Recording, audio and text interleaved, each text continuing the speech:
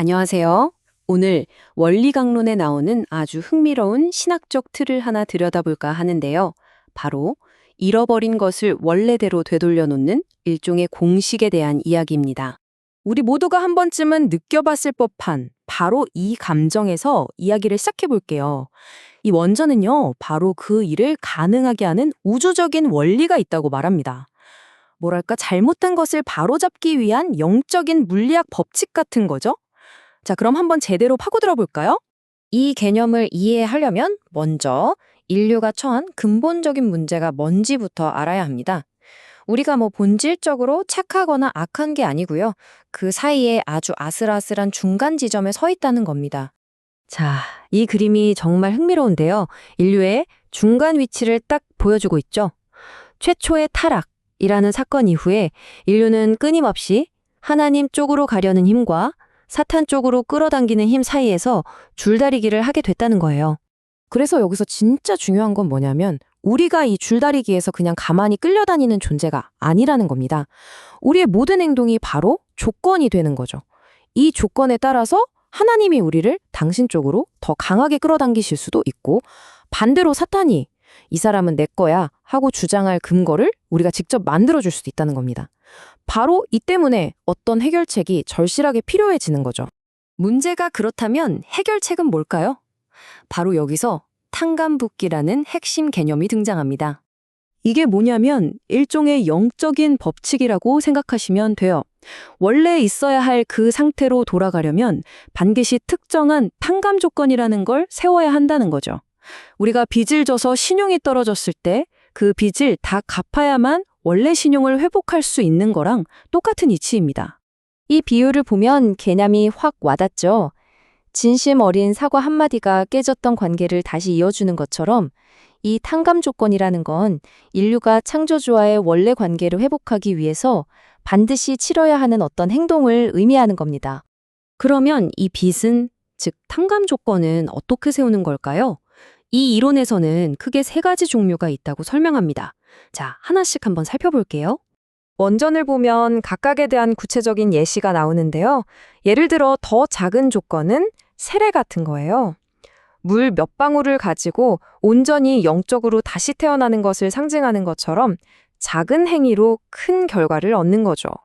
바로 이 부분이 이 원리가 실제로 어떻게 작동하는지를 보여주는 대목입니다. 조건을 세우는데 한번 실패했다고 해서 모든 게 끝나는 게 아니에요. 오히려 그 대가가 훨씬 커지는 겁니다. 원래의 궤도로 돌아오기 위해서 더 크고 중대한 탕감행위가 필요하게 되는 거죠. 자, 그럼 우리는 무엇을 해야 하는지, 즉 탕감 조건이 필요하다는 걸 알았습니다. 그럼 어떻게 해야 할까요?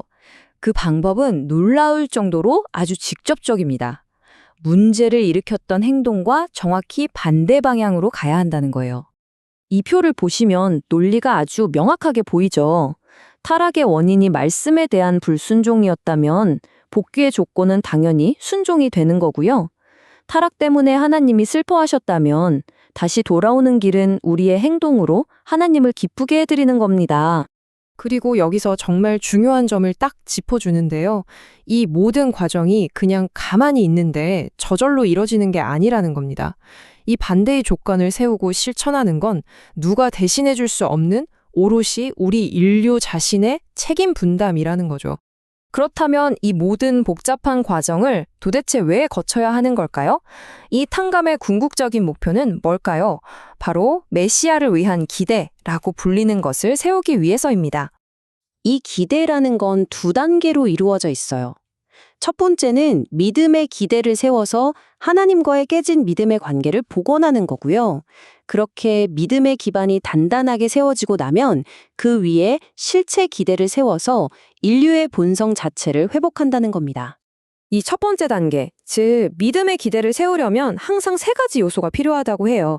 먼저 이 과정을 이끌어갈 중심인물이 있어야 하고요. 그리고 조건을 상징하는 조건물, 예를 들어 방주나 십계명 같은 게 있어야 합니다. 마지막으로 이 조건을 완수하기 위한 정해진 기간이 있어야 한다는 거죠. 그러니까 핵심은 이거예요. 인류 역사 속에서 있었던 수많은 탕감의 노력들이 그냥 흩어져 있는 점들이 아니라는 겁니다. 이 모든 것들이 사실은 단 하나의 궁극적인 목적을 향해 쌓아 올려진 벽돌과도 같은 거죠. 바로 타락이라는 근본적인 문제를 완전히 해결해줄 메시아를 맞이하기 위한 아주 견고한 기반을 닦는 과정이라는 겁니다.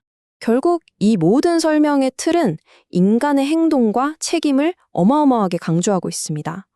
이 우주가 명확한 원리에 따라 움직이고 회복으로 가는 길은 마치 풀리기를 기다리는 하나의 공식처럼 우리 앞에 놓여 있다는 거죠. 자, 그렇다면 우리에게 마지막으로 이런 질문을 던지게 됩니다.